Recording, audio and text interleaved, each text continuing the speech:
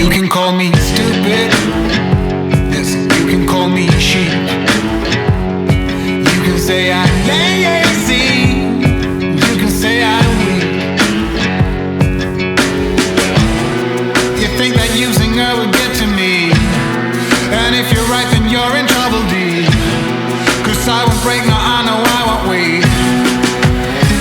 You're in trouble deep.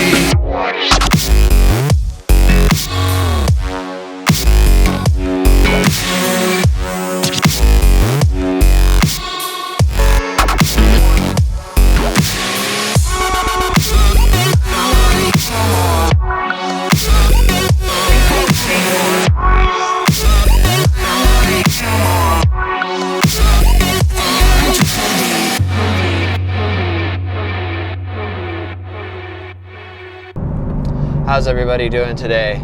Well, on today's vlog entry, I thought I would do a 5 reasons why I hate my Boss 302.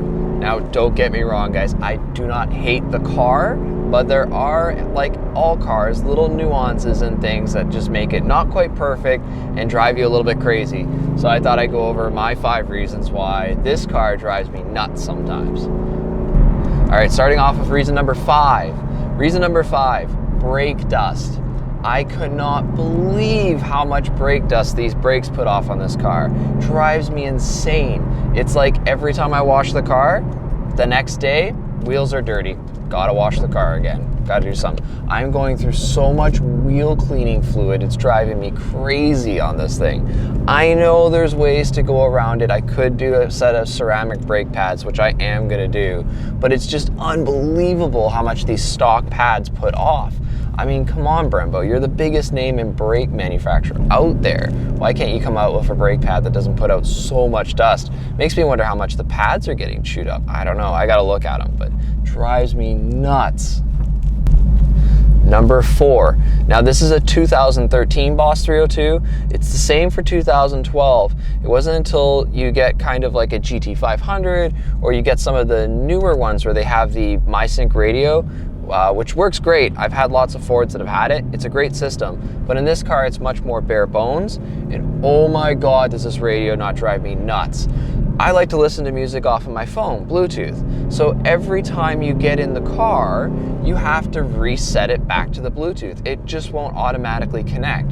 Even if you have it on your auxiliary, it'll always default to the auxiliary line in. So you start driving and you go, oh, where's my music?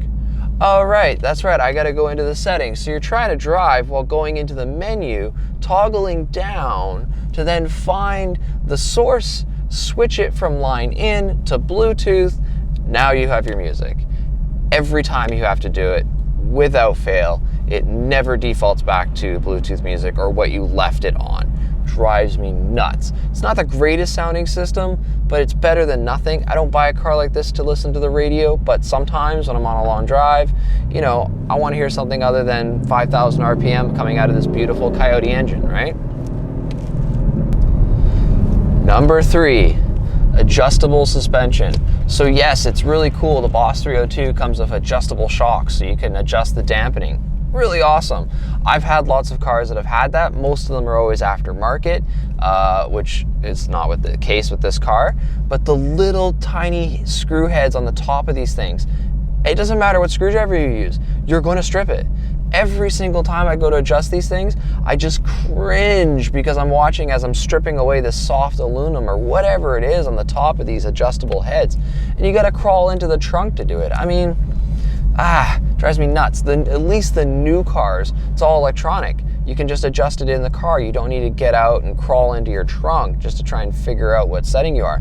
And it's super dark in there, so you have to grab a flashlight. So you got your head jammed in the corner, flashlight in one hand, tiny precision flathead screwdriver in the other hand, trying to figure out what setting it's on. The paint usually strips off on them, so you can't read it. You're kind of guessing. And then you get in the car and you're sitting there going, okay, what setting is that? Does that feel like a 4? Does it feel like a 2? Maybe it's 3. Oh, it's super soft. Maybe it's a 1. You can't tell. Just drives me insane. Number 2, the tires. This car still has the Pirelli P0 tires on this car. I don't know why so many people love these tires. I cannot fall in love with them. I've tried. Now, I live up in Vancouver, British Columbia. Obviously, climate, temperature, weather conditions, it's a totally different environment than, let's say, like California or Italy or wherever these guys seem to be coming from that love these tires. But they just don't work in our environment. I mean, don't get me wrong, it still gets pretty warm up here, but it takes forever for them to warm up. And if it's cold, my God, it's like driving on slicks. I can just shift into third gear and try to give it a bit of gas, it'll break them loose. And it's a very kind of wobbly feeling. It's very unsettling.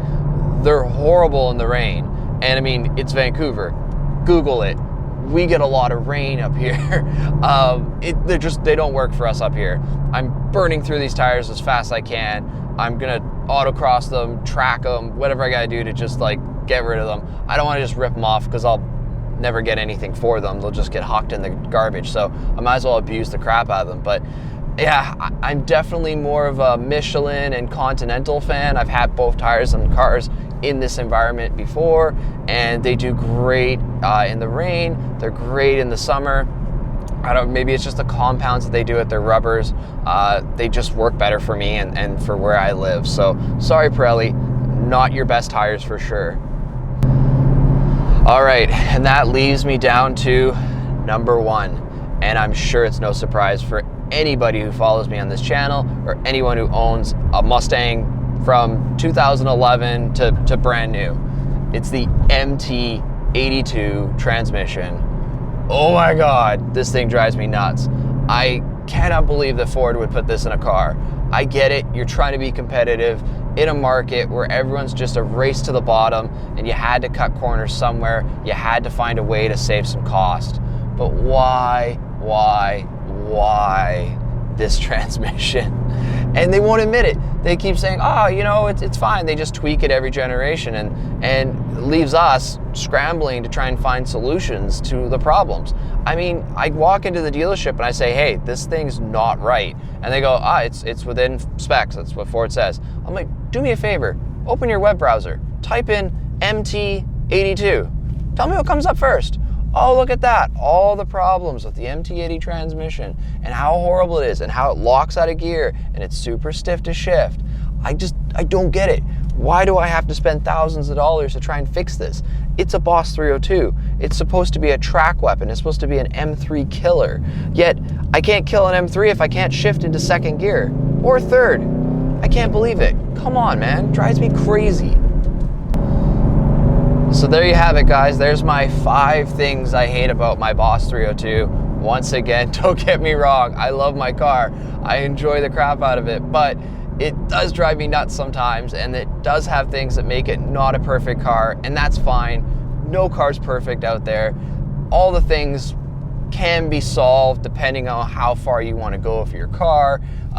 You know, probably the biggest one that I wouldn't change is the radio. I can't deal with the aftermarket stuff on that. It just does not work for me. But tires, adjustable suspension, brake dust, and that transmission, all those things can be solved. So if you're thinking about buying one of these cars, don't fret. It is an awesome car. Maybe you'll get lucky and you'll find one that has different tires and different suspension, and maybe the guys fixed the transmission issues, who knows. But it's an awesome car, highly recommend it. So that's it for today's vlog, guys. Next week's gonna be super exciting. The next 2 weeks are gonna be super exciting. I don't wanna give it away just yet.